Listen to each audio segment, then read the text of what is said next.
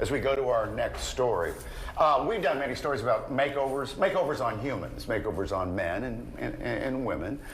Well, this woman who lives in Delaware is doing makeovers on dolls. This is my main closet. So this has all of my supplies. I have to date it all the way back to like 2001 or 2. My husband actually started collecting dolls for me. He put a shelf up in the room, I would display them. I'm like, oh, this is great, these are beautiful. That's the yarn, those are for the dreadlocks. Then after a while, I was like, okay, they all kind of look the same. So even the dolls of color look the same, especially with the hair. I decided just to play around with a doll. I watched a YouTube video and I said they were doing an afro. So I took the doll and I said, you know what, I'm gonna try this. I don't know how well it was gonna come out. I did it and it was beautiful. And I sold it on eBay for $100 within 1 hour. And then I just started looking at all the other dolls I had and I said, you know what, I wanna change her hair. I wanna change her clothes. So it's like a total makeover. I'll do afros, twists, braids, curls, dreadlocks, you know, whatever comes to my mind.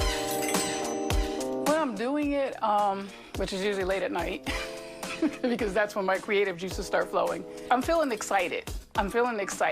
But when I'm in the zone, usually I just have my music on and I'm just working, and I'm thinking, okay, this is gonna come out nice.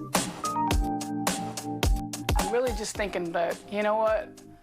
Somebody's gonna appreciate this doll. This is going to a new home and somebody's gonna appreciate it. Some little girl's gonna look at it and say, you know what? That's my hair. I want a little girl to be able to look at that doll and say, that looks like me, that looks like my hair. You know, because when I was little and I had a Barbie, I was like, she's cute, but that's not my hair.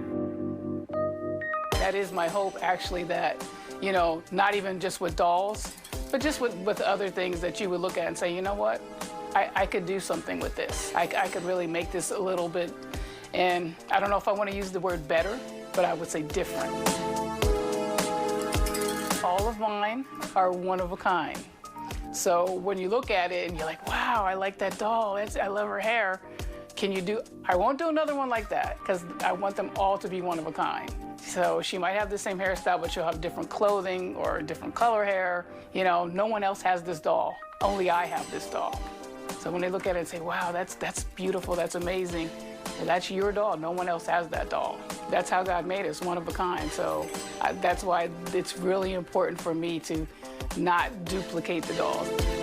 I hope that it just inspires them to just know that that's who they are, that's your hair, and your hair is beautiful. That's your skin tone, and your skin tone is beautiful. So not thinking that you have to change your hair just to look like somebody else, but that you can actually be yourself, and that'll inspire them to actually love themselves. You know, when you love yourself, you do better. You just do better in the world.